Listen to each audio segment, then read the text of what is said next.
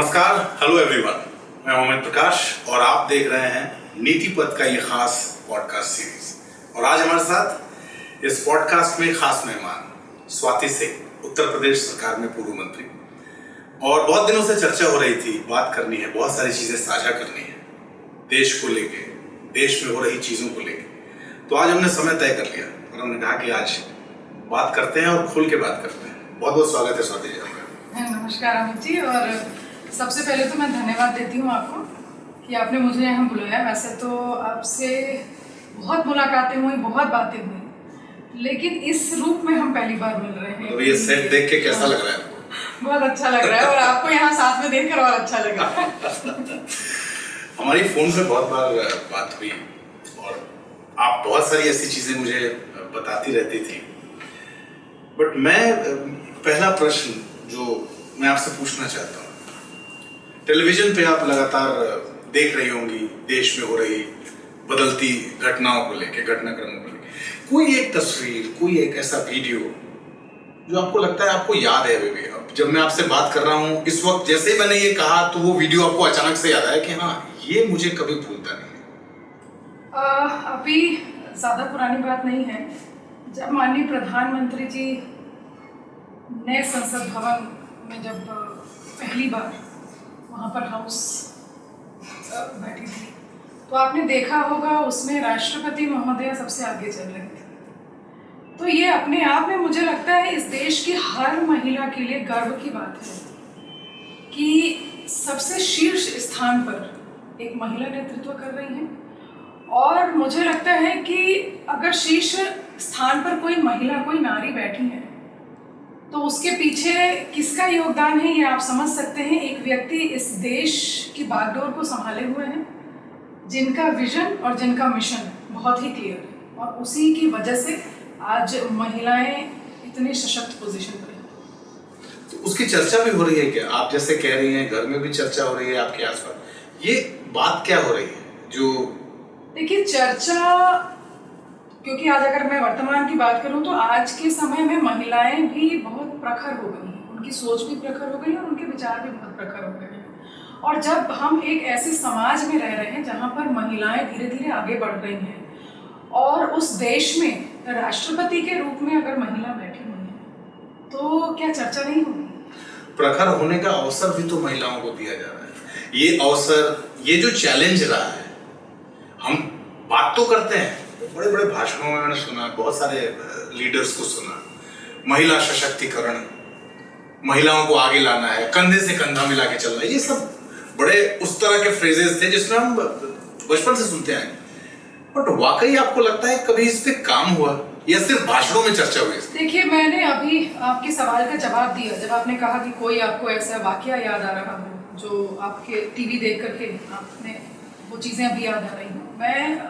मैंने जो यहाँ पर कोट किया वो नए संसद भवन के विषय में मैंने आपके सामने बात की। आप उस समय को याद करिए जब नए संसद भवन में पहला बिल जो माननीय प्रधानमंत्री जी ने पेश किया, वो नारी शक्ति वंदन बिल को पास किया। तो इस देश में महिलाओं का जो अस्तित्व है, जो उनकी गरिमा है, उसको वापस दिलाने का काम, मेरा तो ये मानना है कि माननीय प्रधानमंत्री जी ने नारियों का जो पवित्र आध्यात्मिक भाव था उसको पुनर्स्थापित करने का काम माननीय प्रधानमंत्री जी कर रहे हैं। बीच में मिस हो गया था सब कुछ, बीच का जो समय रहा। ये कहना गलत नहीं होगा कि जब मुगल आक्रांता इस देश में आए तो कहीं ना कहीं हम नारियों की गरिमा को चोट पहुंचाया था उन लोगों ने।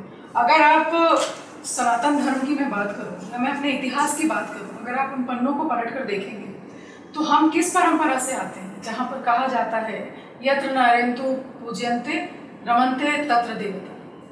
तो हम उस देश में उस परंपराओं से जुड़े हुए हैं जहाँ कहा जाता है कि देवता का वास भी वहाँ होता है जहाँ पर नारी की पूजा होती है। उस भाव को आप नाम समझिए। माननीय प्रधानमंत्री जी ने नारी शक्ति वंदन अधिनियम, उन्होंने इसे बताने का और इसे स्थापित करने का काम किया कि इस देश में जो नारियों की जो स्थिति थी, जो गरिमा थी, मैं आज उसको वापस दिलाने के लिए उन्होंने इस अधिनियम को ले रहे।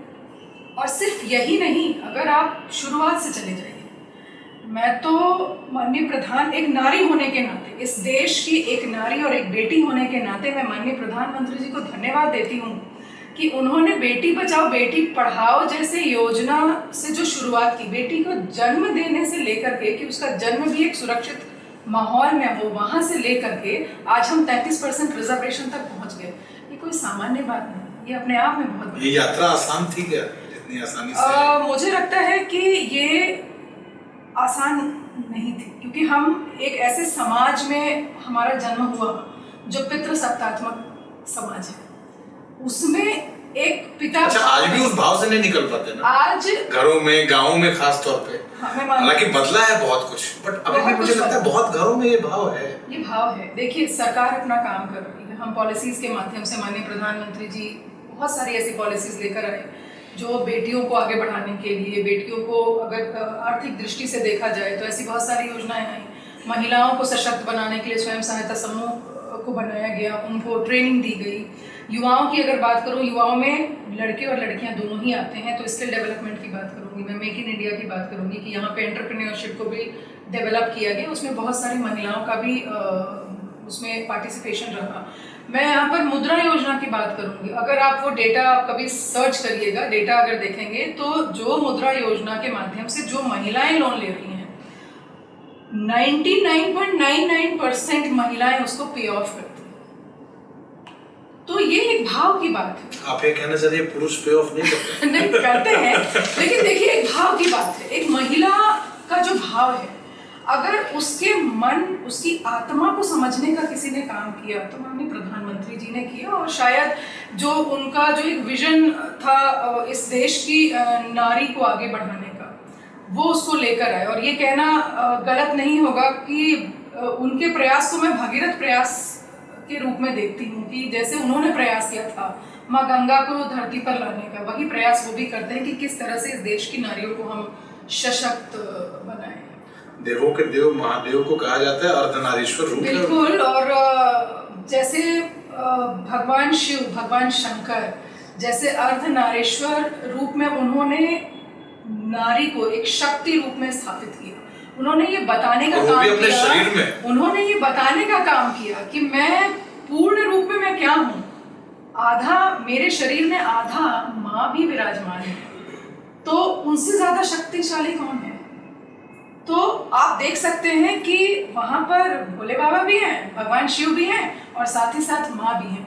तो कहीं ना कहीं माननीय प्रधानमंत्री जी भी जब योजनाओं को लेकर आते हैं तो एक सामंजस्य बनाकर चलते हैं कि अगर वो नारियों को सशक्त कर रहे हैं तो ऐसा नहीं है कि इस देश के पुरुष वर्ग के लिए या बच्चों के लिए, जो लड़के हैं उनके लिए योजनाएं लेकर नहीं आ रहे हैं। कैसे एक बैलेंस के साथ इस देश के विकास के लिए काम किया जाए, उस मोटिव के साथ काम हो रहा है।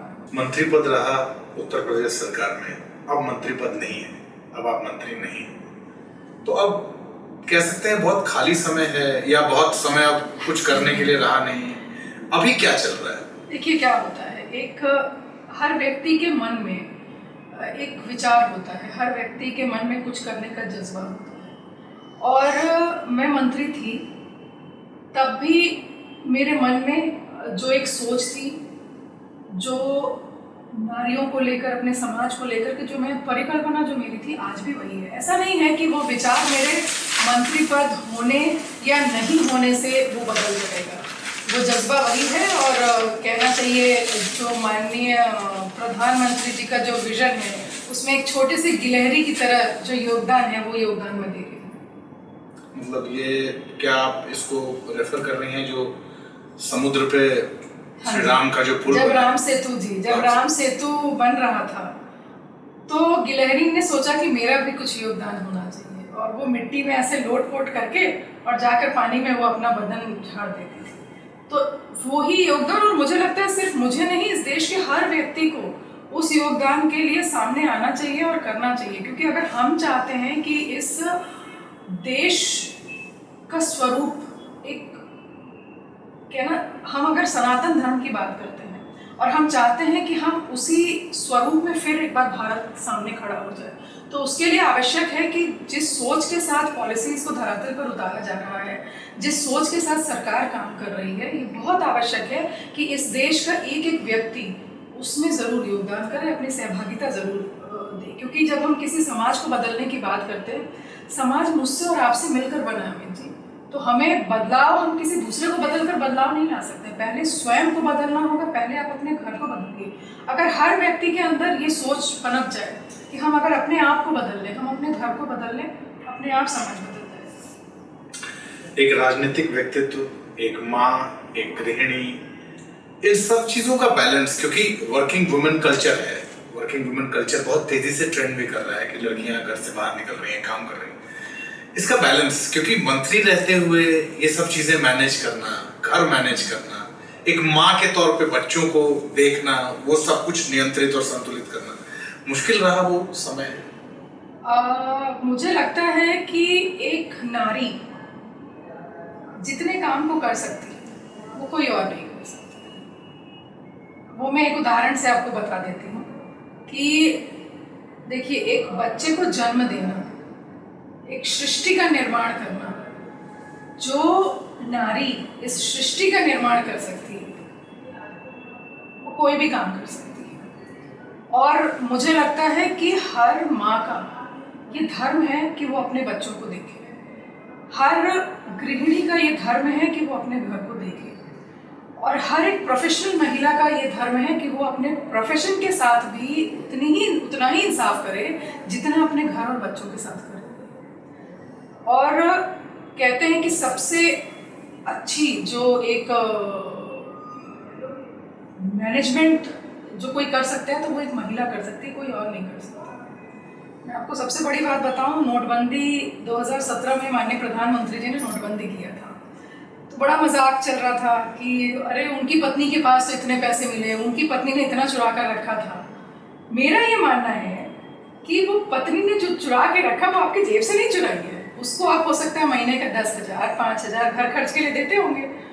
वो इतनी अच्छी मनी मैनेजमेंट करती है वो महिला कि उस 10,000 में भी शायद हो सकता है महीने का 1,000 2,000 बचा कर रख रही है, और जब घर में कोई मुसीबत आती है तो उसी पैसे को वो निकाल करके दे देती है। तो इससे बड़ी बात क्या होगी, एक महिला के अंदर वो सारे गुण होते हैं जो किसी भी काम को एक सुदृढ़ तरीके से और एफिशिएंसी के साथ वो कर सकती है। मेरे साथ भी वही चीज़ लागू होती है, क्योंकि मैं एक माँ होने के नाते, गृहिणी होने के नाते मैंने कभी अपने घर, अपने बच्चों के साथ कॉम्प्रोमाइज़ नहीं की। मैंने अपने मंत्रालय के साथ, अपने क्षेत्र के साथ भी मैंने कोई कॉम्प्रोमाइज़ नहीं किया। हाँ, ये ज़रूर मान सकती हूँ क्योंकि पॉलिटिक्स में आपका 24/7 आपको काम करना पड़ता है, तो बच्चों का जो समय था वो ज़रूर कुछ कम हो गया, घर में जो समय देती थी वो थोड़ा कम हो गया। बच्चों ने सफ़र किया मतलब? नहीं, ये तो मैं नहीं बोलूँगी कि सफ़र किया, क्योंकि मेरे बच्चे, क्योंकि शुरू से मैं वर्किंग रही, तो मेरे बच्चे इतना समझदार थे कि माँ को अभी बाहर जाना है तो जाएंगे, लेकिन वो इसमें भी कॉम्प्रोमाइज़ नहीं करते थे कि अगर आप रात में लेट से भी आएंगी तो हमें आपका 2 घंटा चाहिए, तो वो 2 घंटा मैं उनको देती थी। तो इतने थकने के बाद भी 2 घंटा निकाल पाती थी कि नहीं बच्चों के साथ? देखिए, एक बच्चे के अंदर संस्कार डालने के लिए माँ का साथ में बैठना, साथ में बातचीत करना, और बातों को, जो भी विषय है उनका, जो उनके अंदर ईगरनेस होती है, वो बहुत चेष्टा करते हैं बात को जानने के लिए, उनके मन में कई सवाल आते हैं, उन सवालों का जवाब अगर माँ नहीं देगी तो कोई और दे नहीं सकती। और मेरा ये मानना है कि संस्कारों की जो नींव रखी जाती है वो उसकी माँ रखती है। तो किसी भी माँ को कितना भी काम हो, अपने बच्चों को जो समय देना है उससे कॉम्प्रोमाइज़ नहीं करना चाहिए, और ये काम आप करिए, देखिए आपका बच्चा कितना अच्छा संस्कारी होगा और बहुत नाम रोशन करेगा। पर ये आज आपको लगता है ये बहुत सॉरी स्टेट है आज के समय कि माएँ चूंकि वर्किंग हो गई हैं, समय नहीं दे पा रही हैं बच्चों को, बड़ा होते हुए नहीं देख पा रही हैं, चाहते हुए भी वक्त नहीं निकाल पा रही हैं। आपने कहा आप मैनेज करती थी रात को 2 घंटे, यहाँ तो कई उदाहरण। ये बात मैं मानती हूँ कि बड़ा होते हुए शायद मैं भी, क्योंकि जब मैं एक्टिव पॉलिटिक्स में जब मैं आई तो मेरे बच्चे उस समय काफ़ी छोटे थे, तो इस चीज़ को मैं मानती हूँ कि हाँ, मैं किस तरह से बड़े हो रहे हैं, क्या हो रहे हैं, उसको मैं नहीं देख पाई। लेकिन समय बदल गया है, फ़ोन का समय आ गया है, तो आप अगर दूर भी हैं तो अपने बच्चों से फ़ोन से आप कनेक्ट हो सकते हैं, क्योंकि मैं बहुत बाहर भी रही, तो फ़ोन से मैं उनसे जुड़ी रहती थी, उनके बातों को सुनना, बातों को समझना, उन्हें आगे की चीज़ें बताना, वो मेरे साथ भी रहा और वो हर महिला के साथ रहता है। लेकिन हाँ, ये ज़रूर कहूँगी कि आज के समय में बहुत आवश्यक है कि अगर माँ भी जॉब कर सकती हैं तो बिल्कुल करें। हर चीज़ में अच्छाई और बुराई दोनों होती है। अगर पिता और माता दोनों, माँ और पिता दोनों अगर वर्किंग हैं, तो घर में जो बच्चे पढ़ रहे हैं उनके अंदर ये जज्बा शुरू से आ जाता है कि हमें भी पढ़ के कुछ करना है। जो माँ घर में भी है उनको भी देख करके बच्चों को लगता है कि आज मेरी माँ इतने तकलीफ से हमको घर के भी काम कर रही है, खाना भी बना रही है, हमें खाना बना करके फिर स्कूल भेज रही है, पापा को ऑफिस भेज रही है, इनके लिए मुझे कुछ करना है। तो आप अपने बच्चों से अगर कम समय भी है तो आप कैसे उनको टैकल कर रहे हैं, कैसे उनको कम समय में कैसे उनके लिए आप समय निकाल करके और जिन बिंदुओं पर आपको उनसे चर्चा करने की आवश्यकता है वो आप कर रहे हैं कि नहीं, इसका बहुत बड़ा महत्व है। मैं कल किसी का से बात सुन रहा था, उसने कहा आज के समय में the best mode is flight mode. जब आप घर जाएं तो आप फ्लाइट मोड में चले जाएं, क्योंकि फोन मोबाइल जिसकी आप बात कर रही थी। अब मैं आपको एक छोटा सा उदाहरण देता हूँ। मेरे पास कुछ लोग आए और उन्होंने अपनी सोसाइटी का एक उदाहरण दिया कि आपको पता है साहब, हमारे यहाँ ना बच्चों को मेड घुमाती हैं और जो बच्चों के माता पिता हैं वो कुत्ते घुमाते हैं। ये जो एक, क्योंकि मेड क्या है, मेड कहती है हमें आपके कुत्ते से बहुत डर लगता है, हम आपका बच्चा घुमा लेंगे, हम आपका कुत्ता नहीं घुमा पाएंगे। और मालिक कहता है ठीक है तुम मेरा बच्चा घुमा दो, हमें कुत्ते को भी नीचे लेके जाना है। ये समय जैसे आगे बढ़ा, अब आप जो बात कह रही हैं मैं उसको यहाँ कनेक्ट कर रहा हूँ। जब समय का ये अभाव हो जाए और उसके बाद समय के अभाव के साथ जब ये भाव खत्म हो जाए। समय का अभाव नहीं है, अगर समय का अभाव होता तो कुत्ते को भी नहीं, तो भाव नहीं है ना, भाव नहीं है। इसीलिए मैं संस्कार की बात कर रही हूँ। मान लीजिए किसी परिवार में, मैं किसी व्यक्ति विशेष के बारे में नहीं बोल रही हूँ, मैं किसी एक या दो परिवार के विषय में नहीं बोल रही हूँ, लेकिन मेरा ये कहना है कि मान लीजिए अगर इस तरह के भाव किसी परिवार में है और लोग उस भाव को देख रहे हैं, तो कम से कम और लोगों को उससे सीख लेनी चाहिए कि जो मेरे बच्चों का जो भविष्य होगा उसमें ये चीज़ नहीं होनी चाहिए। इसलिए संस्कार का स्थान सबसे बड़ा है, सबसे बड़ा। और अगर संस्कार नहीं होते, अगर हम संस्कारों को प्राथमिकता पे नहीं रखते, तो मुझे लगता है कि इस पूरी सृष्टि में भगवान का अस्तित्व ही नहीं। जिन कार्यों को आपने किया मंत्रालय में रहते हुए, उसमें एक चीज जो मैंने सबसे ज्यादा आपके बारे में पढ़ी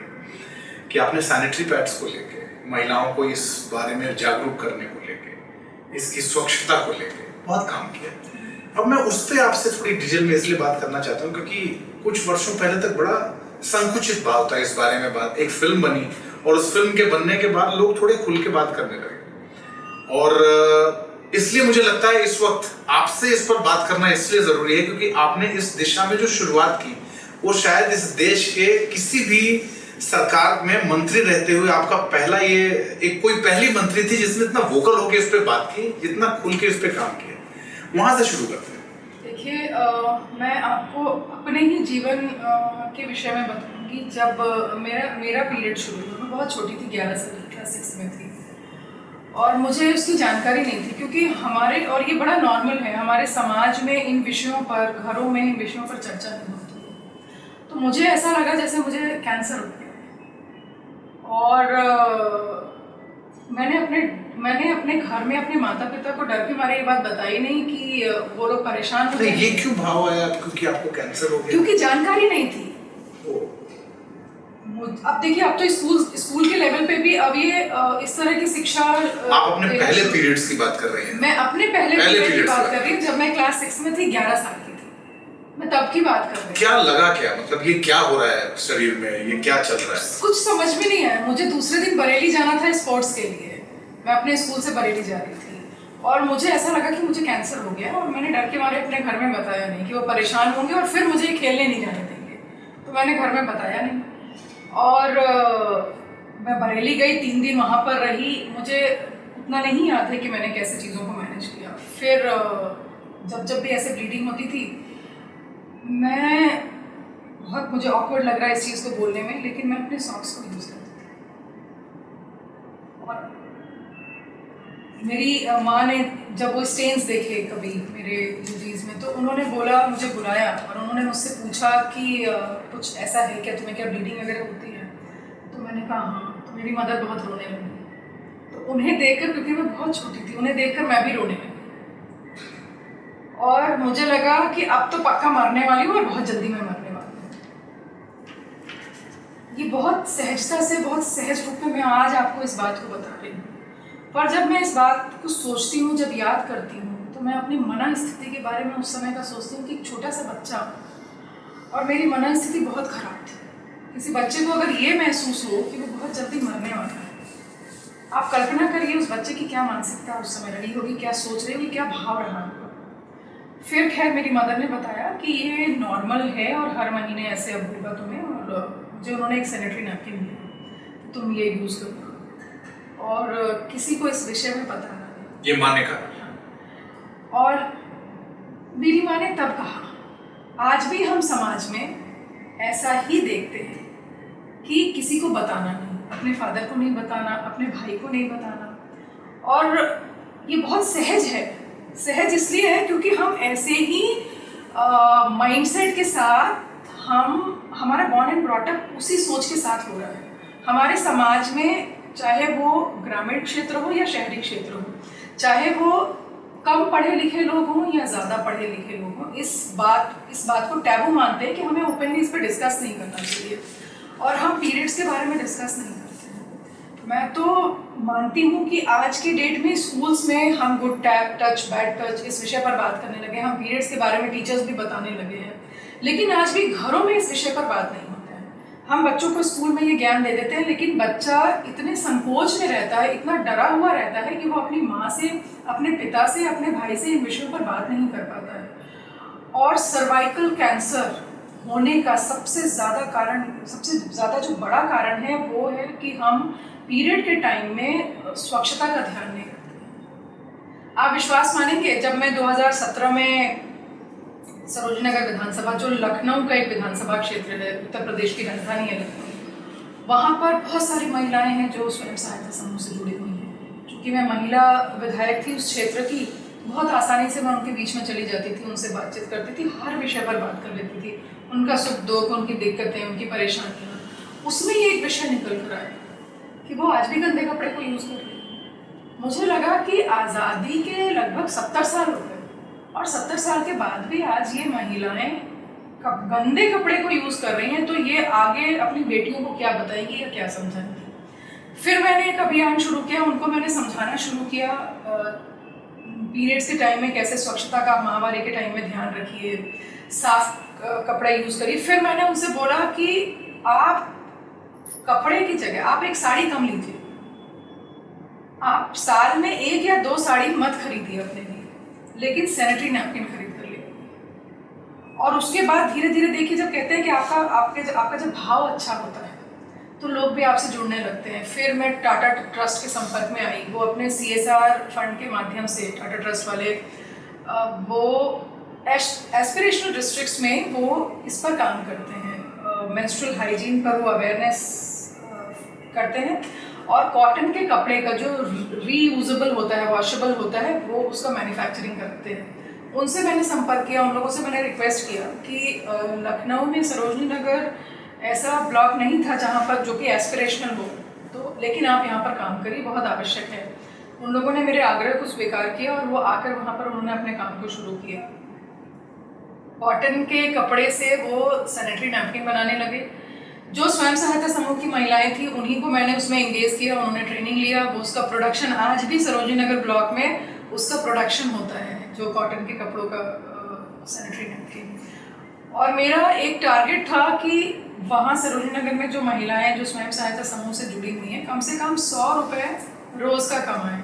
आप विश्वास मानेंगे, वो महिलाएं 2022 की मैं बात बता रही हूँ, वो 7 से 7,500, 6 से 7,500 के बीच में हर महीने कमाने लगती हैं। कितनी बड़ी बात है कि वो अपने स्वच्छता का भी ध्यान रख रही हैं, अपने हाइजीन का भी ध्यान रख रही हैं, और उनका एक जो आर्थिक दृष्टि से कहते हैं कि एक मजबूती प्रदान भी किया गया उनको। उसके बाद नाबार्ड के साथ मैंने काम किया। नाबार्ड ने भी इसमें काफ़ी मेरी मदद की। मैं थोड़ा सा इस क्वेश्चन में पहले आना चाहता हूँ। पहला दिन कार्यकाल में जब आप निकली इन जगहों पे जाने के लिए, लड़कियों से मिलने के लिए, महिलाओं से मिलने के लिए, खुल के आए वो? और जब उनको ये पता चला कि आप पीरियड्स पे बात करने आई हैं, नहीं, मैं क्या उस समय क्या चैलेंजेस रहे वो जरा बताइए। मैं आपको बताऊं, मैं तो पहले अपने क्षेत्र के बारे में बताऊं। जब मैंने उनसे इस विषय पर बात की और मैं माइक में इन विषयों पर बात करती, तो क्या कहती थी आप माइक में, तो बोलती क्या? मैं बताती थी, क्योंकि देखिए जब तक मैं जिन चीज़ों को मैंने फेस किया था, अगर मैं वो नहीं बताऊंगी तो शायद उन बच्चियों का, उन महिलाओं का मुझ पर विश्वास नहीं होता। तो उनके विश्वास को जगाने के लिए ये आवश्यक था कि मेरी उस समय क्या मना स्थिति थी मैं उनको बताऊं, हर माँ को बताऊं कि जो मेरी मना स्थिति थी वो आपके बच्चे में ना आए, और उन महिलाओं की भी वो मना स्थिति रही होगी। क्योंकि मैंने कहा ना, ये बड़ा नॉर्मल है हमारे समाज में, और मुझे लगता है कि शायद मुझे ये चीज़ इतनी हॉन्ट कर गई कि मैंने कोशिश किया, जब मैं एक राजनीति में आई, एक प्लेटफॉर्म मुझे मिला, तब मैंने इस विषय को लेकर के काम करना शुरू किया। और इसके लिए मैं अपने शीर्ष नेतृत्व को मैं धन्यवाद देती हूँ कि उनकी वजह से आज मैं इस विषय पर प्रखर रूप में मैं काम कर रही हूँ, और प्रखर तौर पर ये हौसला मिला वहाँ से? बिल्कुल मिला। वो अगर कर रहे हैं तो मैं इस पे खुल के क्यों नहीं बात कर सकता? बिल्कुल मिला। और दूसरी बात, बच्चियाँ जो स्कूल कॉलेजेस में थी वो मेरे ऊपर हंसती थी कि ये क्या बोल रही हूँ, ये क्या हो रहा है। अच्छा, ऐसा होता था? ऐसा होता था। और सरोजनी नगर में वहाँ से लेकर जो जर्नी मैंने हॉ से शुरू किया था, वो जर्नी सोचिए कहाँ पर आ गई कि एक जो टाटा ट्रस्ट की मैंने बात की, क्योंकि अवेयरनेस वहाँ पर हर गांव में तो जब होता था तो वहाँ से आने के बाद लगता था कि छोड़ो यार, कुछ और कर लेते? नहीं, कभी नहीं लगा। मुझे पता था कि ये एक ऐसा विषय है जो टैबू है इस समाज में, ये सब झेलना पड़ेगा। मुझे कभी नहीं लगा। और मुझे पता था कि, और मैं वहाँ पर अगर पुरुष मेरे मतलब भाई भी वहाँ पर रहते थे तो मैं इस विषय पर बात करती थी, क्योंकि ये कोई पाप नहीं है। जब आपकी बॉडी में बायोलॉजिकल चेंजेस होते हैं तो ये नॉर्मल है, और ये बहुत आपके बॉडी का बहुत ही इम्पॉर्टेंट हिस्सा है, आपकी लाइफ का बहुत इम्पॉर्टेंट हिस्सा है, इस सृष्टि को चलाने के लिए बहुत इम्पॉर्टेंट पार्ट है, ये बहुत इम्पॉर्टेंट विषय है ये। तो मैं आपको बता रही थी कि हॉ से शुरू होकर के और कहाँ तक पहुँचा सोचिए। जब टाटा ट्रस्ट वाले जो अवेयरनेस करते थे, वो सैनिटरी नैपकिन बना करके और वो बांटते थे। एक मदर इन लॉ थी उस गांव में, एक सास थी, उन्होंने जब वो अवेयरनेस कैंप में गई, उन्होंने सीखा, फिर उन्होंने सैनिटरी नैपकिन बनाना सीखा। उसके बाद उन्होंने अपनी बहू को भेजा। अच्छा, बहू को भेजा उन्होंने कि जाओ तुम जा करके अब वहाँ पर वो जो अवेयरनेस दे रहे हैं वो तुम सुनो, सीखो, समझो, और तुम भी आगे कुछ काम करो इसके लिए। तो सोचिए, जो मेरा सफर जो हॉ से शुरू हुआ था, मजाक से शुरू हुआ था, आज एक बुजुर्ग माँ, एक सास, इतने गंभीर रूप में उन्होंने इसको लिया, इतना सीरियसली उन्होंने लिया कि उन्होंने अपनी बहू को भेजा। इससे बड़ी बात क्या हो सकती है? वैसे हमारे समाज में एक प्रथा यह है कि हम बहू से पहले बेटी को भेजते हैं कि तुम पहले सीख के, बहू बाद में जाएगी। ऐसा भी हुआ कि बेटियों को भी भेजा या बहू को भेजा? यही एक उदाहरण। मैंने अपने क्षेत्र में बैंक ऑफ बड़ौदा के माध्यम से बहुत सारी बेटियों का, जो माननीय प्रधानमंत्री जी स्किल डेवलपमेंट की जो ट्रेनिंग्स कराते हैं, तो चूंकि मैंने कहा कि ग्रामीण क्षेत्र था, वहाँ लड़कियों को नहीं भेजते हैं। बैंक ऑफ बड़ौदा का मेरे क्षेत्र में एक ट्रेनिंग सेंटर है, वहाँ पर साउथ सिटी एक कॉलोनी है, वहाँ पे ट्रेनिंग सेंटर है। जिसको भी ट्रेनिंग लेना होता है वो ट्रेनिंग सेंटर में जाकर के वहीं रुकते हैं, उनका फूडिंग लॉजिंग वहीं पर होता है, और फिर वो पूरा ट्रेनिंग लेते हैं, 15 दिन का, 1 महीने का, 3 महीने का। जब बच्चियाँ ये चाहती थी कि उनको ट्रेनिंग दिया जाए, जब मैंने उनकी ट्रेनिंग के विषय में बात किया तो मैंने बोला कि आप लोगों को वहाँ जाना पड़ेगा सेंटर में, तो घर वालों ने मना कर दिया। फिर मैंने जो GM थे बैंक ऑफ बड़ौदा के, मैंने उनसे रिक्वेस्ट किया कि बच्चियाँ हैं और वो चाहती हैं कुछ सीखना, कुछ करना, और मैं भी चाहती हूँ, और बहुत सारी बच्चियाँ थी। जब पहला ट्रेनिंग मैंने शुरू किया, 2 सेंटर से शुरू मैंने किया था, और लगभग 100 बच्चियाँ, जो पहला स्टार्ट हुआ 100 बच्चियों को दोनों सेंटर में शुरू किया था। बैंक ऑफ बड़ौदा ने, थैंक यू सो मच, मैं जितना बोलूँ शायद कम होगा, कि बच्चियों के लिए उन्होंने ट्रेनिंग सेंटर अपना साउथ सिटी से उन लोगों ने वहाँ शिफ्ट कर दिया। साउथ सिटी में उनका वेल स्टेब्लिश ट्रेनिंग सेंटर है, बट जो इक्विपमेंट्स हमको ट्रेनिंग के लिए चाहिए थे वो दोनों सेंटर पर लेकर गए, और बच्चियों को हम लोगों ने वहाँ इन हाउस ट्रेनिंग दिया। और आज वो बच्चियाँ, बहुत सारी बच्चियाँ हैं जो आज वर्किंग हो गई हैं। बेटी बचाओ बेटी पढ़ाओ, ये जुबान पे है। जैसे लोग कहते हैं ना, किसी कंपनी का टीवी जब आता था, साबुन की जब बात आती थी, तो एक पर्टिकुलर ब्रांड को हम लोग बहुत दिनों तक सुनते कि अच्छा लक्स मतलब साबुन, एमआरएफ मतलब टायर, टाटा मतलब टी, बाटा मतलब जूता। वैसे ही बेटी बचाओ बेटी पढ़ाओ ये हर आदमी अब कह देता है बातचीत में। देखा आपने एक मिशन को। अब उसमें एक डाटा हम जो डिस्कस कर रहे थे कि अभी का जो एक डेटा है 14 से 19 से 21 तक का जो सफर है, 14 में 1000 पे 918 और 2019-21 का जो सर्वे रिपोर्ट है उसमें 1000 पे अब हम पार कर गए, 1020 लगभग। ये आपको लगता है ये डेटा अपने आप में बहुत कुछ कहता है?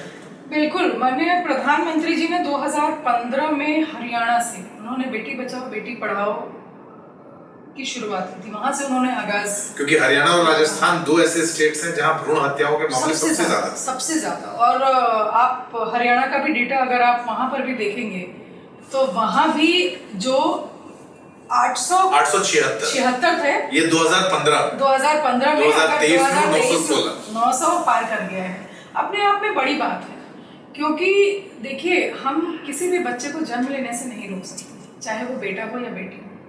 सरकार शुरू से नियमों को बनाती आई, पॉलिसीज बनाती आई कि आपको सेक्स डिटेक्शन टेस्ट नहीं करना है, लेकिन कहीं ना कहीं लोगों ने उसको बहुत लाइटली लिया।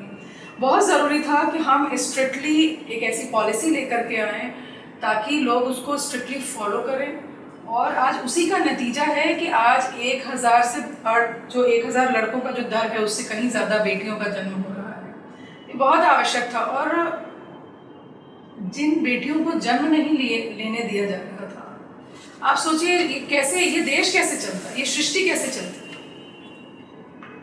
और जिस देश में बेटियों की पूजा होती है, हम नवरात्र में साल में 2 नवरात्र आता है, एक शारदीय नवरात्र आता है और एक अभी आने वाला है गर्मी में।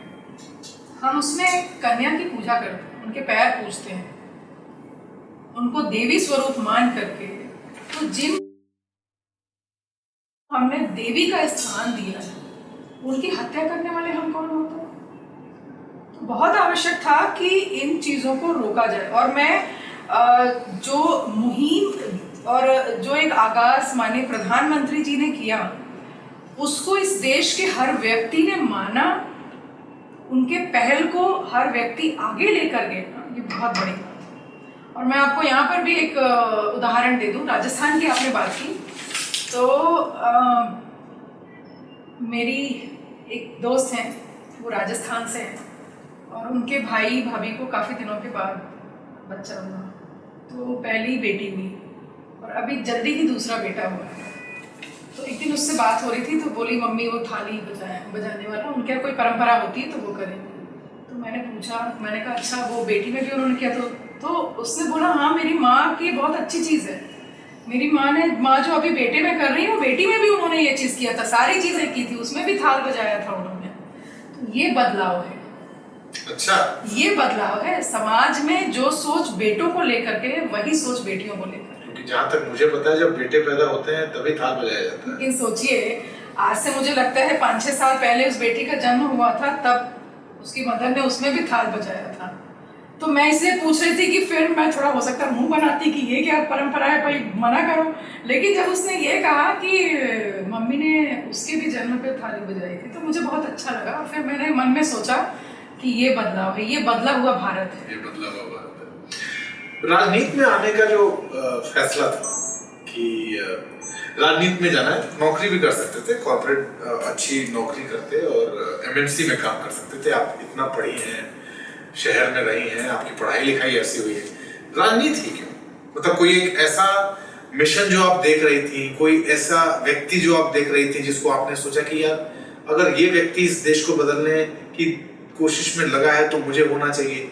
क्या कुछ ऐसा था या कुछ और था कि नहीं अब राजनीति ही चुनते हैं? क्योंकि अमूमन राजनीति चुनना इतना आसान नहीं होता। देखिए मैं आपको बताऊं, महिलाओं के लिए मैं करना चाहती थी पहले से मतलब जब मैंने फिर मैं माननीय प्रधानमंत्री जी को ज़रूर यहाँ पर बोलूँगी, क्योंकि जब 2014 में उन्होंने इस देश की बागडोर को संभाला और बेटी बचाओ बेटी पढ़ाओ जैसी योजना को लेकर आए, और मैं उनके विजन को मैं पढ़ती थी, मैं देखती थी, मेरा मन करता था वो पढ़ के वो चीजें वो देख के वो काम उनका देख करके मेरा मन करता था, और स्वयं सहायता समूह से जो महिलाएं जुड़ी हुई थी तो मैं पढ़ती थी उस समय, क्योंकि मैं एक्टिव पॉलिटिक्स में नहीं थी तो शायद मेरे पास कोई ऐसा प्लेटफॉर्म नहीं था कि मैं कर पाऊँ कुछ, पर मेरा मन करता था कि महिलाओं के लिए, जो महिलाएं पढ़ी लिखी नहीं है, घर में बैठी हुई हैं, उनके लिए भी कुछ करना चाहिए, जैसे माननीय प्रधानमंत्री जी कर रहे हैं। थोड़ा बहुत कुछ करना चाहिए, अगर मैं कोई इनपुट दे सकूं, कुछ थोड़ा बहुत घर में उनको मैं जो सोचती थी वो ये सोचती थी कि जो वैल्यू एडेड जो फूड आइटम्स होते हैं, जैसे गेहूं चुन करके और छोटे छोटे पैकेट्स में चुनवा करके और धुलवा के पैक करा दें कि लोग घर ले जाएं, उसको पिसवा के वो यूज़ कर सकते हैं, या मसाला को साफ कर दें हम उसका पैकेजिंग करके, और वो महिलाओं के माध्यम से उनको घर में पहुंचा के किया जा सकता था। तो मैं इस विषय पर, खैर उस समय मुझे इतनी बृहद जानकारी नहीं थी स्वयं सहायता समूह के बारे में, पर मैं छोटी छोटी चीज़ें जो उनकी पढ़ती थी तो मेरा मन करता था। 2016 में कुछ ऐसी परिस्थितियां हुई कि मुझे राजनीति में प्रत्यक्ष रूप में आना पड़ा। वैसे मैं स्टूडेंट पॉलिटिक्स में थी, मैं विद्यार्थी परिषद के में थी, मैं 1996 से थी, लेकिन वो समय के साथ धीरे धीरे फिर मैं क्योंकि यूनिवर्सिटी में आ गई तो वो चीज़ें छूट गई थी। 2016 में कुछ ऐसी परिस्थिति हुई कि मैं फिर दोबारा पॉलिटिक्स में आई, और उसके बाद मैं जिस पार्टी का, मैं भारतीय जनता पार्टी का हिस्सा हूँ, मैं उस पार्टी का हिस्सा हूँ जहाँ पर एक विजन, प्रधानमंत्री जी एक विजन के साथ काम कर रहे थे, और कहीं ना कहीं मैं उनकी जो सोच थी महिलाओं को लेकर के और युवाओं को लेकर के, उससे वो मेरे लिए इंस्पिरेशन का काम वो चीज़ें कर रहे थे।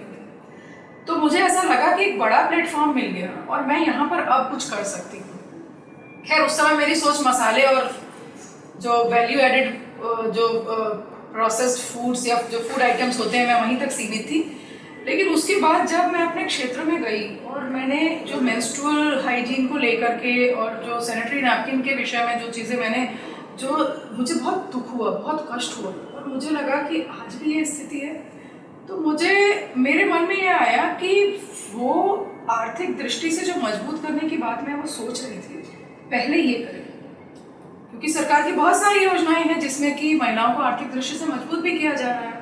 उनको मुद्रा योजना के माध्यम से उनको ट्रेनिंग दे करके बहुत सारी योजनाएं थी। लेकिन अगर स्वच्छता के विषय में माननीय प्रधानमंत्री जी ने बोला है तो उसमें ये भी सबसे इम्पोर्टेंट विषय था, तो इसको भी हमें, इस अभियान को आगे लेकर जाने की आवश्यकता थी, और उस काम को मैंने किया।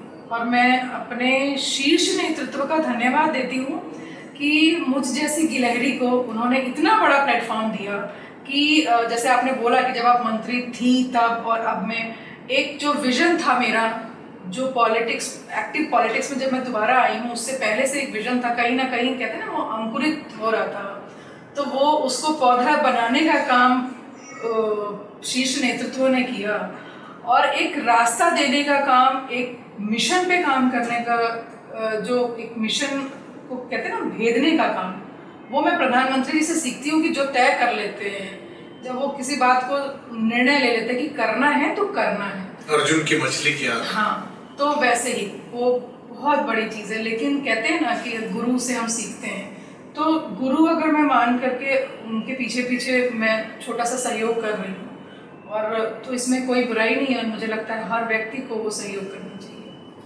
सनातन इतना ट्रेंड क्यों कर रहा है देश में? पिछले कुछ महीनों में हर व्यक्ति, आप देखिए पूजा पाठ, हालांकि राम मंदिर एक स्पाइक था, मतलब वो राम मंदिर जो 500 सालों का सपना था जो आप कह रहे थे, सनातन पिछले कुछ महीनों में, अब सनातन हम लोग तो कर ही रहे हैं, सब कर रहे हैं। मैं देख रहा हूँ इस देश के बहुत सारे ऐसे राजनेता जो है जो जनेऊ के बारे में सुना भी नहीं होगा, वो जनेऊ धारण कर रहे हैं। शिवलिंग पे जल चढ़ाने का तरीका और उसकी विधि ना आती हो, लेकिन चढ़ाने की कोशिश जरूर हो रही है। ये इतना ट्रेंडिंग क्यों है सनातन आजकल? देखिए, ये वो लोग हैं जिन्होंने कभी भगवान राम के अस्तित्व पे भी प्रश्न खड़ा कर दिया, और जब उन्हें एक शांत तरीके से जवाब मिल गया, भगवान राम को अयोध्या में वापसी हो गई, उनके घर में, उनके महल में वापसी हुई, वो टेंट में रह रहे थे, जब उनकी वापसी हुई, और आप सनातन की बात करें, सनातन की ये एक शब्द ट्रेंड कर रहा है, मुझे बिल्कुल संकोच नहीं है अगर मैं इस बात को कहूँ कि मैं सनातन धर्म से आती हूँ, और यहाँ आप भी बैठे हैं, मुझे लगता है आपको भी इस बात को स्वीकारने में बिल्कुल संकोच नहीं होगा कि आप सनातन धर्म से जुड़े हैं।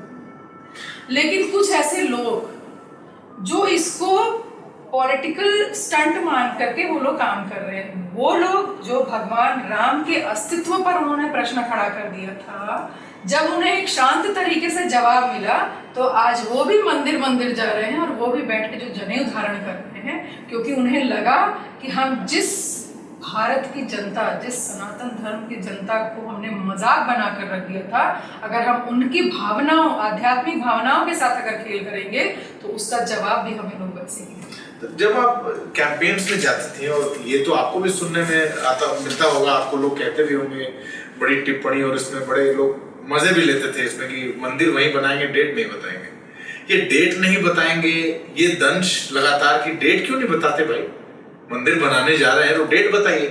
अब तो मंदिर बन गया, ये डेट नहीं बताएंगे, बहुत लंबा पॉलिटिक्स चला, डेट नहीं बताएंगे। बिल्कुल लंबा पॉलिटिक्स चला। और मुझे लगता है कि जब आप कोई बड़े विजन के साथ आप काम कर रहे हैं, एक बड़े काम को अगर आप धरातल पर उतारना चाहते हैं, तो मुझे लगता है कि जो लोग इस तरह की टीका टिप्पणी करें उनका जवाब नहीं देना चाहिए, काम करना चाहिए। उसी काम को करके दिखाया गया है, उसी काम को माननीय प्रधानमंत्री जी ने किया है। और यही नहीं, माननीय प्रधानमंत्री जी ने कतर में भी भगवान की स्थापना कर दी। अब क्या चाहिए? तो कतर में तो अब ये बात आ रही है कि भाई वहाँ के जो एम्बेसडर हैं उन्होंने यहाँ तक कह दिया कि ये इससे बड़ा मिसाल नहीं हो सकता कि आप हिंदू और मुसलमान, क्योंकि बीजेपी पे लगातार यही आरोप लगता है ना कि आप लोग हिंदू और मुसलमान की पॉलिटिक्स करते हैं। अगर हिंदू और मुसलमान की पॉलिटिक्स हम करते तो 3 तलाक जैसे विषय एक कड़ा निर्णय है, ऐसे कड़े निर्णय को माननीय प्रधानमंत्री जी धरातल पर नहीं उतारते। और सबसे बड़ी बात, ये महिला सम्मान की बात है। अगर महिलाओं के सम्मान को ठेस पहुंचे, अगर नारियों के सम्मान को आप कहीं ना कहीं आप उसके सम्मान को तोड़ने की कोशिश करेंगे, उसके आत्मसम्मान को आप झिझोड़ने की कोशिश अगर करेंगे, चाहे वो किसी भी धर्म की हो, चाहे वो किसी भी जाति की हो, तो आपको एक माँ, एक बेटी, एक बहन, एक नारी की आत्मा आपको कभी माफ नहीं करेगी। और अगर हम जाति या धर्म के आधार पर हम कोई भी निर्णय करते, अगर मैं अभी आपकी नारी शक्ति वंदन अधिनियम की बात करूं, तो क्या उसमें ये बताया गया है कि हिंदुओं के लिए है और मुसलमान बहनों के लिए नहीं है? वो नारी के लिए। बेटी बचाओ बेटी पढ़ाओ योजना, क्या ये कहा गया, माननीय प्रधानमंत्री जी ने कहा कि ये हिंदू बेटियों के लिए है और जो हमारी मुस्लिम बेटियां होंगी उनके लिए नहीं? कभी भी हमारी सरकार ने और कभी भी माननीय प्रधानमंत्री जी ने इस आधार पर डिस्क्रिमिनेट नहीं किया। जब हम स्किल डेवलपमेंट की बात करते हैं, जब हम मेक इन इंडिया की बात करते हैं, तो क्या वो किसी धर्म या जाति के आधार पर है? विपक्ष के पास आज के डेट में कोई मुद्दा नहीं है, तो वो डेट पूछते थे, डेट बताने की। विपक्ष तो लगातार ये कहता है, अभी भी कह रहा है कि देश को बांट रहे हैं आप। अब तो दक्षिण और उत्तर की बात कर रहे हैं कि उत्तर भारत और दक्षिण भारत बट गया है। देश को बांटने का काम तो जिसने 60 साल से ऊपर राज किया उसने किया। अगर वो देश के लिए काम करते तो आज आजादी के 75 साल, 70 साल और 75 साल के बाद इस देश में शौचालय और घरों का निर्माण नहीं करना पड़ता। आज हर व्यक्ति के सर पे छत किसने दिया? माननीय प्रधानमंत्री जी दी। मैं आपको यहाँ पर एक विषय जरूर बताऊंगी, बड़ा मार्मिक विषय है। मैं उन्नाव एक दौरे पर गई थी, उस समय मैं उत्तर प्रदेश सरकार में मैं मंत्री थी, और मैं एक ग्रामीण क्षेत्रों में, एक गाँव में घूम रही थी। एक बहुत बूढ़ी सी माँ ऐसे गुजर रही थी, मैं सबसे मिलजुल रही थी, बातचीत कर रही थी। मैं अपने विभागीय काम से गई थी, दौरे पर गई थी मैं। तो मैंने उनसे पूछा, मैंने कहा और माई आप कैसे हो? तो बोले ठीक है बिटिया, वहाँ की भाषा है अवधी, ठीक है बिटिया। तो हमने कहा माँ और सब ठीक चल रहा है, सब कोई दिक्कत उक्कत तो नहीं है? वो माँ इतनी भावुक हो गई, उनके आंख से आंसू भी निकले। उन्होंने कहा बिटिया मोदी हैं तो क्या चिंता है? अच्छा, कितनी बड़ी बात। कब की बात है? कितने वर्ष हो गए उसके? मुझे लगता है ये 2018-19 की बात होगी। और जब देखिए, क्या मैं एक नारी की बात कर रही, एक बहुत बूढ़ी महिला की बात कर रही, एक बूढ़ी माँ की बात कर रही हूँ। माँ कभी झूठ नहीं बोलती, और माँ के आंखों में जो आंसू होते हैं ना, वो कभी झूठे नहीं होते। वो उस बेटे के लिए आंसू था जिस बेटे ने उनको सर पे छत दिया। ये उस बेटे के लिए आंसू था जिस बेटे ने उनको शौचालय दिया कि बुजुर्ग माँ कहाँ जाएगी खेत में, वो अपने घर में ही शौच के लिए जाएगी। वो उस बेटे के लिए आंसू था जिसने ये कहा कि माँ अब धुएं में काम नहीं करेगी, धुएं में खाना नहीं बनाएगी। तो ये उस आंसू के माध्यम से उस बेटे के लिए आशीर्वाद। आपका अभी का जो विजन है, मतलब कई बार आप ये सोचती होंगी कि जो काम मैं अभी कर रही हूँ, क्या इसी काम के लिए इस वक्त विधाता ने तय किया कि जो काम मैं कर रही हूँ, या इससे बड़ा कोई रोल आपको लगता है मिलने वाला है? लेकिन अभी कितना एंजॉय कर रही हैं, कितना तन्मयता से उसमें लगी हुई हैं, जिसमें मंत्री पद में रहते हुए जो लगी हुई थी, क्या उतनी ही तन्मयता अभी भी है? उसी भाव से अभी भी चल रहा है? बिल्कुल, भाव तो बदल ही नहीं सकता है। अगर आपका भाव बदल रहा है, अगर आपके सोच, आपके भाव में अगर स्टेबिलिटी नहीं, स्थायित्व नहीं, इसका मतलब कि आपके भाव उतने पवित्र नहीं। और मैं जो मेंस्ट्रुअल हाइजीन पर काम करती हूँ, मैं आज भी स्वाति फाउंडेशन के माध्यम से काम करती हूँ। मैं स्कूल्स में जाती हूँ, कॉलेजेस में जाती हूँ, स्वयं सहायता समूह की महिलाओं से मिलकर के उनके बीच में जाती हूँ। मैं चाहे शहर में महिलाएं हों, उनके बीच में जाती हूँ। जो भी ज़रूरतमंद महिलाएं हैं, जो बच्चियां हैं, उनको मैं free of cost sanitary napkin में उसका डिस्ट्रीब्यूशन करती हूँ।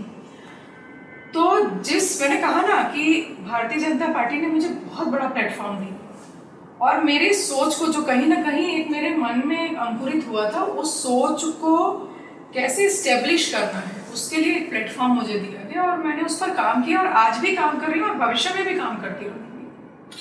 प्रधानमंत्री का रोना, प्रधानमंत्री का भावुक हो जाना किसी भाषण के दौरान, जब कई बार बोलते हैं तो उनका गला गूंज जाता है, फिर आप देखती होंगी कई सारे प्रोग्राम्स में पानी पीते हैं, फिर अगली बात कहते हैं, इसको विपक्षी दल जो है वो बड़ा मुद्दा बनाते हैं कि ये इनका पूरा स्टंट रहता है। इनको पता होता है, स्क्रिप्ट में लिखा होता है कि कहाँ भावुक हो जाना है, कहाँ आंख से आंसू निकालना है, और इसके लोग बार बार कहते हैं कि ये ड्रामा नाम देते हैं वो इसका। अमित जी, आपसे एक प्रश्न पूछती हूँ मैं, अगर आज अभी आपको कहा जाए कि आप रोइए, तो आप रो सकते हैं?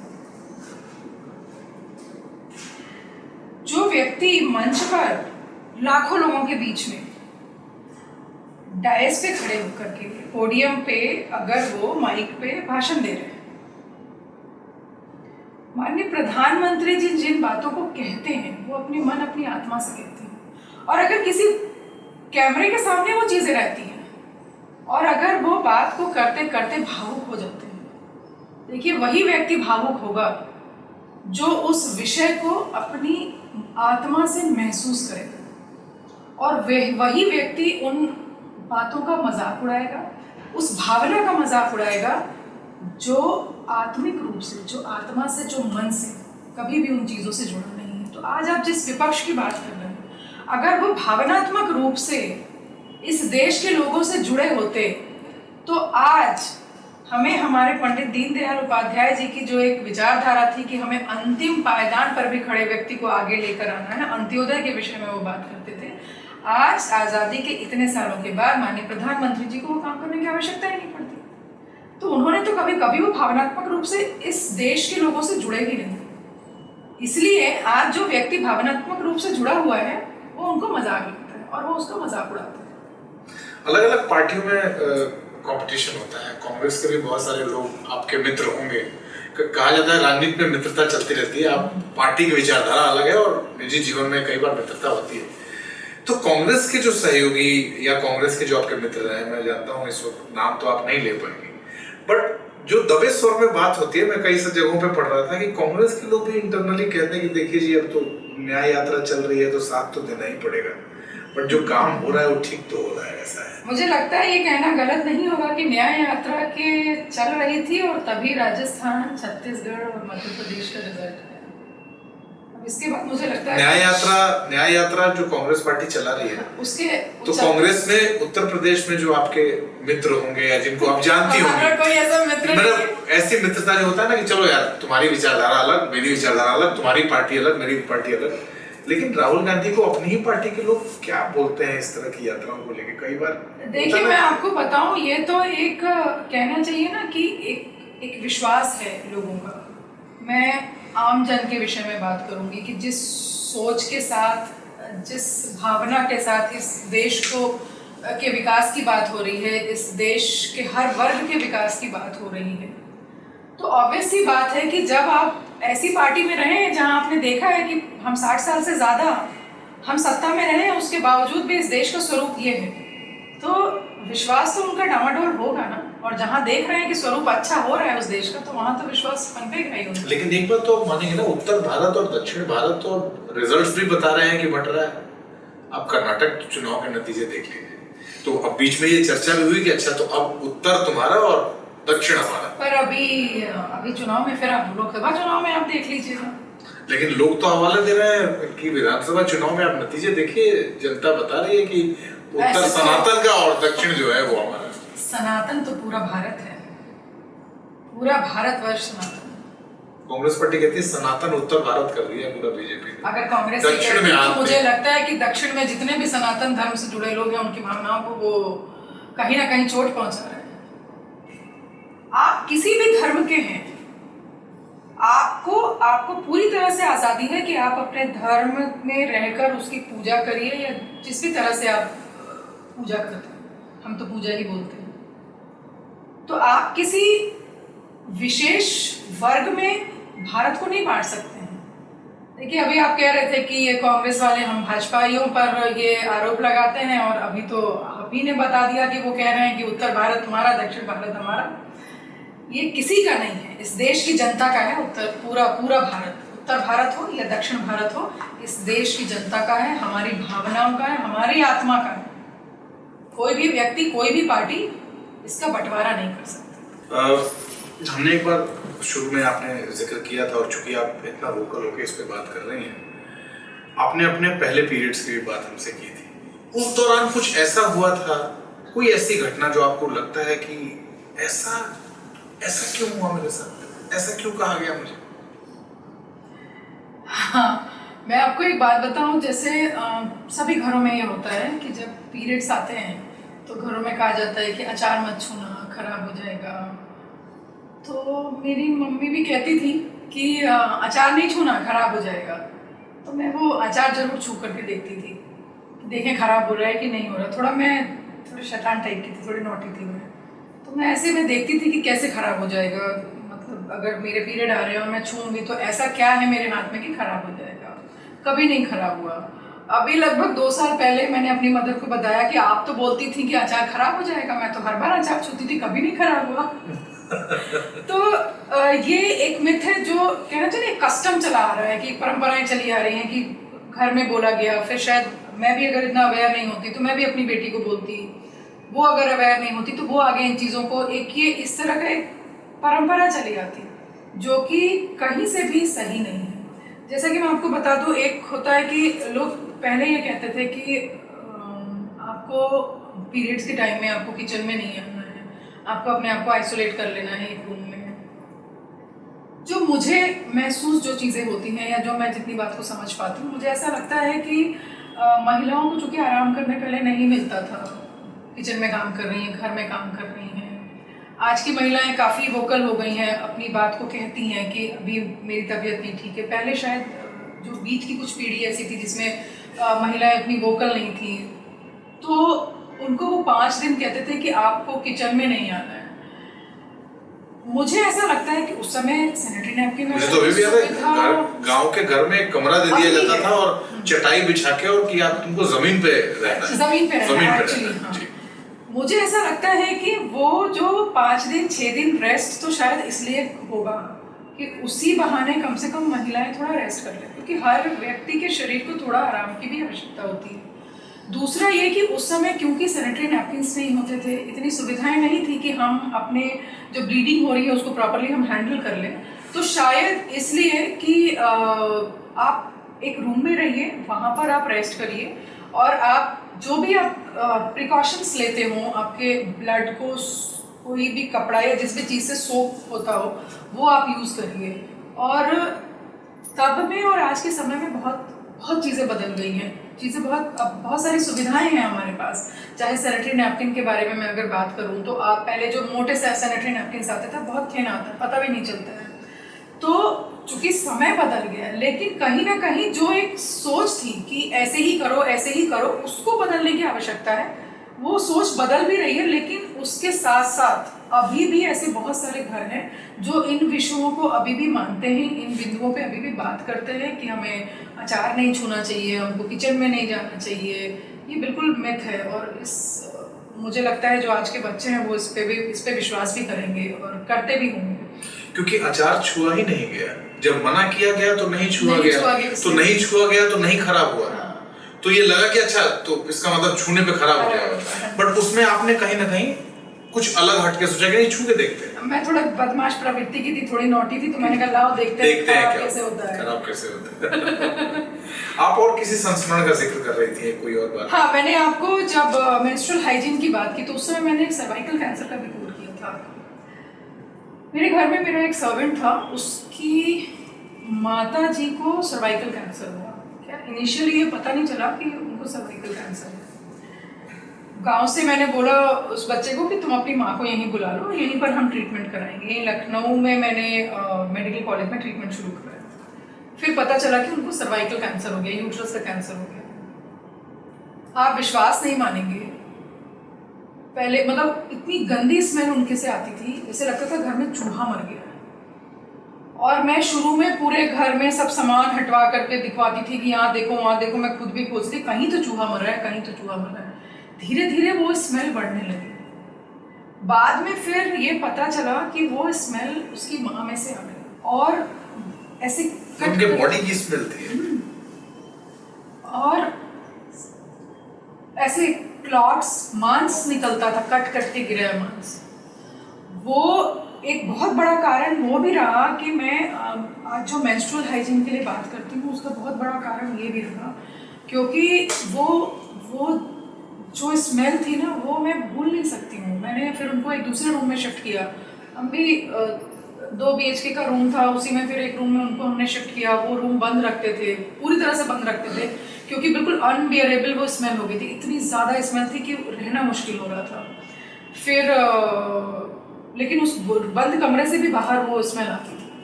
तो आप सोचिए, एक महिला अगर पीरियड्स के टाइम में अपने हाइजीन का अगर ध्यान नहीं रखेगी, अपनी स्वच्छता का अगर ध्यान नहीं रखेगी माहवारी के टाइम में, तो उसके जो कॉन्सिक्वेंसेस हैं, उसका परिणाम इतना खराब होगा कि उसका शरीर अंदर से तो बहुत क्रॉनिक हो जाता है। उससे तो सर्वाइकल कैंसर के चांसेस बढ़ जाते हैं। उसके बाद अगर आपको पता नहीं चला और वो बहुत क्रॉनिक हो गया, तो उसकी स्थिति ये हो जाती है कि बिल्कुल आप अंदर से सड़ने लगते हैं। तो ईश्वर ना करे कभी भी किसी भी महिला के जीवन में ऐसा दिन आए। मैं तो यही ईश्वर से प्रार्थना करती हूँ। और एक ये छोटी सी सोच है जो मैं लोगों के बीच में इस स्वाति फाउंडेशन के माध्यम से मैं लोगों के बीच में अवेयरनेस करती हूँ। और मैं हर बच्चे को, मैं जिस स्कूल कॉलेज में जाती हूँ, मैं हर बच्चे को यही बात बताती हूँ, यही सिखाती हूँ कि आप इस विषय पर ज़रूर आप वोकल हो जाइए। और मैं सिर्फ लड़कियों के बीच में इस विषय पर नहीं बात करती हूँ, वहाँ पर सारे स्टूडेंट्स रहते हैं, चाहे वो लड़कियाँ हों या लड़के हों। और मैं अभी कुछ दिन पहले सीतापुर गई थी, वहाँ एक कॉलेज में मुझे बहुत अच्छा लगा कि वहाँ पर जो लड़के भी बैठे थे वो बहुत सहज रूप में मेरी इस बात को सुन रहे थे। और मैंने उस कॉलेज में देखा कि चाहे लड़के हों या लड़कियाँ हों, बहुत शांत भाव से बैठी थी। ये ज़रूर मैं कहूँगी कि लड़कियों से ज़्यादा वहाँ लड़के वोकल थे, लड़कियाँ कहीं ना कहीं संकोच कर रही थी। वो भी जब समय के साथ, जब हम 1 घंटे 1.5 घंटे उन बच्चों से मिले, बातचीत की, तो उनकी बातें निकल कर आ रही थी। लेकिन फिर भी इसमें उनकी बातों को निकालने के लिए समय लगेगा। वो सिर्फ एक मैं स्वाति फाउंडेशन के माध्यम से नहीं कर सकती हूँ। इसलिए मैं जहाँ भी जाती हूँ मैं उनसे ये ज़रूर कहती हूँ कि आप इस विषय को ज़रूर आगे लेकर के जाइए, क्योंकि कहते हैं ना, बूंद बूंद से घड़ा भरता है। तो ये बहुत ज़रूरी है कि हर व्यक्ति का चाहे एक बूंद ही सहयोग हो, एक ही व्यक्ति को आप अवेयर करिए, लेकिन आप ज़रूर करिए। और मैं आपको भी अमित जी ज़रूर कहूँगी कि आप अपने घर से इसकी शुरुआत करिए। आपके जो बच्चे हों, चाहे बेटा हो या बेटी हो, आप अपनी पत्नी को बिठाइए, अपने बच्चों को बिठाइए और इस विषय पर आप ज़रूर चर्चा करिए। जिस दिन हमारे लड़के लड़कियां इस विषय से भिज्ञ हो जाएंगे, जब उनकी जानकारी हो जाएगी, तो बहुत सारे जो बाहर सोसाइटी में बहुत सारी कुरीतियां हैं, कहीं ना कहीं हमको उससे मुक्ति मिल जाएगी। पिछले कुछ समय आखिरी के 2 प्रश्न मेरे पास हैं जो कौतूहल में आया कि ये प्रश्न आपसे जरूर पूछूं। सर्वाइकल कैंसर की वजह से मौत और उस मौत का मार्केटिंग स्टंट। आपने अभी कुछ दिन पहले पूनम पांडे को देखा होगा, एक एक्ट्रेस है, और उन्होंने ये पोस्ट आया, आपने देखा भी होगा, और दूसरे दिन 24 घंटे के अंदर आई और उन्होंने कहा कि नहीं नहीं वो तो जिंदा है। उन्होंने तो अवेयरनेस का ये तरीका कि आप इतना बड़ा प्रपंच रच के, क्या आपको लगता है ये तरीका सही था, या इस तरीके से अवेयर करना क्या आपको लगता है ठीक है, ऐसे कि आप अपना मौत बता दें कि हम मेरी मौत हो चुकी है? देखिए, मैं किसी भी व्यक्ति विशेष के बारे में मुझे लगता है कोई टिप्पणी नहीं करनी चाहिए। मुझे नहीं पता क्या सोच करके उन्होंने इन चीज़ों को ऐसे पब्लिसाइज किया, बट मेरा मानना ये है कि अगर आप इस तरह से मान लीजिए 2-4 और लोग ऐसे कर लें, तो कहीं ना कहीं इस विषय को लेकर के जो एक गंभीरता है वो हल्की हो जाएगी। तो इस विषय के गंभीरता को समझना चाहिए और उस हिसाब से हमें काम करना चाहिए। हो सकता है उन्होंने उस गंभीरता को समझ करके और बहुत सोच विचार करके उन्होंने ऐसा किया होगा, इसलिए मैंने कहा मैं किसी भी व्यक्ति विशेष के बारे में टिप्पणी नहीं करूँगी, पर मेरी अपनी स्वयं की सोच ऐसी है। सबसे आखिर में आप मंत्री भी रही काफी समय से राजनीति में हैं। इस देश के जो यंगस्टर्स हैं, खासतौर पे जो लड़कियां हैं, उनको एक कोई मैसेज जो आपको लगता है कि इस वक्त मुझे ये कहने का मन कर रहा है देश की बेटियों, खासतौर पे देश के यंगस्टर्स को क्या कहना चाहिए? अमित जी, मैं अपने आप को बहुत सौभाग्यशाली मानती हूँ कि आज मैं उस देश में हूँ जहाँ पर बेटियों और महिलाओं के विषय में इतना सोचा जा रहा है। आज यहाँ पर ऐसी पॉलिसीज़ बन रही हैं जहाँ पर बेटियों को आगे पढ़ने का मौका मिल रहा है। जहाँ तक मैं पॉलिटिक्स की बात करूँगी, क्योंकि आज की डेट में अगर देखा जाए तो बच्चियों का प्रतिनिधित्व हर सेक्टर में बढ़ रहा है। मैं ये तो नहीं कहूँगी कि हम फिर हर जगह बराबरी में आ गए हैं, चाहे वो इंजीनियरिंग हो, चाहे मेडिकल में हो, चाहे और जितने भी फील्ड्स हों, लेकिन फिर भी हमारा जो रेशियो है वहाँ पर बढ़ रहा है। मैं अपनी पूरे यंगस्टर्स से मैं ये ज़रूर आग्रह करूँगी अपने देश के सभी बच्चों से कि राजनीति में आप जैसे बच्चों की आवश्यकता है, जो जिनकी सोच, जिनका विजन इस देश के विकास को लेकर के जो एक सोच रखते हों और आकर के वो पॉलिसी मेकिंग में कुछ ऐसा काम कर सकते हों, क्योंकि हम अपनी सोच के अनुसार काम करते हैं। जो आगे की जनरेशन है वो क्या सोचती है, वो अपने इनपुट्स दे सकती है, वो पॉलिसी मेकिंग में काम कर सकती है। तो वो बच्चे चाहे प्रत्यक्ष रूप से पॉलिटिक्स में आए या परोक्ष रूप से मीन्स बहुत सारे ऐसे प्लेटफॉर्म हैं आज की डेट में कि वो हमको अपने इनपुट दे करके वो एक प्लेटफॉर्म, क्योंकि माननीय प्रधानमंत्री जी को मैंने देखा है कि वो लोगों से इनपुट्स लेते हैं, उनको कोई गुरेज नहीं है, वो जाते हैं तो एक ऐसे स्वयं सहायता समूह के महिलाओं के साथ भी बैठते हैं, उनसे भी बातों को पूछते हैं, समझते हैं वो क्या चाहती हैं। तो आज के समय में इस देश के बच्चों को एक तो बहुत अच्छा समय है कि आज वो वोकल होकर के अपनी बात को रख सकते हैं। तो अगर आप कुछ अच्छा कर सकते हैं, चाहे पॉलिसी मेकिंग में, चाहे पॉलिटिक्स में आकर के, तो ज़रूर आइए। और मैं बेटियों के लिए बात ज़रूर कहूँगी कि कहीं से भी पॉलिटिक्स आपके लिए असुरक्षित नहीं है। जितने चैलेंजेस आपको दूसरे सेक्टर्स में आते हैं, चाहे वो मेडिकल का क्षेत्र हो, चाहे वो इंजीनियरिंग का क्षेत्र हो, चाहे वो किसी भी प्रोफेशन में हो, सेम जो चैलेंजेस हैं वो आपको पॉलिटिक्स में भी आते हैं वो चैलेंजेस, एक महिला होने के नाते। तो मुझे लगता है एक जो डर है वो ख़त्म करके आना चाहिए पॉलिटिक्स में, और जब तक आप सही हैं आपको कोई कुछ नहीं कर सकता। इस विश्वास के साथ आप आइए। और मैंने शुरू में एक बात कही थी, वो मैं युवा जनरेशन है, जो यूथ है इस देश का, मैं उनको भी ये ज़रूर कहना चाहूँगी कि एक विजन के साथ इस देश को आगे बढ़ाने का काम माननीय प्रधानमंत्री जी कर रहे हैं। इस विजन को और इस मिशन को स्थापित करने के लिए बहुत आवश्यक है कि हम सब बूंद बूंद करके उस घड़े को भरें और अपना अपना योगदान दें। बहुत आवश्यक है। चलिए, बहुत बहुत धन्यवाद, और खास तौर पर विशेष धन्यवाद इस बात के लिए क्योंकि कई टॉपिक्स पे आपने बहुत वोकल और बहुत ही खुल के बात की, और पीरियड्स पे हमने इस तरह से बात की, और मुझे लगता है आपकी बातचीत में जो बातें आई हैं वो दौर और आज के दौर में जो फर्क है, जो अंतर है, जो रेवोल्यूशन आया, जो आंदोलन कह सकते हैं, वो आपकी बातों को सुन के मुझे भी ऐसा लगा कि इतनी खुल के बात तो मैंने आज तक इस टॉपिक पे शायद ही किसी ने की हो, और आपने ये बात की, विशेष तौर पे, खास तौर पे इस बातचीत के लिए आपका बहुत बहुत धन्यवाद। हमारे साथ जुड़ने के लिए बहुत बहुत धन्यवाद। नीति पथ, भारत भाग्य भविष्य, और यही कोशिश है हमारी कि हम नीति पथ में देश की नीति, देश की नीतियों, उसके नीति निर्माण, उसके भविष्य, उसकी रणनीतियों, इस पे चर्चा करें, और जो भी चर्चा करें वो खुल के करें, क्योंकि ये कोई ऐसा सेटअप नहीं है जिसमें हम किसी न्यूज चैनल में देखते हैं कि हम बड़ी रटी रटाई बातें करते हैं, जो लिख के बात लेके आते हैं वही कहते हैं। हम सिर्फ यहाँ उस तरह की बात करते हैं जो हम कैमरे के पीछे करते हैं। यहाँ हम कोशिश करते हैं उस बात को कैमरे के सामने लेके आए और खुल के बात करें। तो आज स्वाति जी की कौन सी बात आपको सबसे अच्छी लगी, कमेंट बॉक्स में लिख के जरूर बताइए। और इस तरह की पॉडकास्ट सीरीज से जुड़े रहने के लिए हमें आज और अभी सब्सक्राइब कर लीजिए।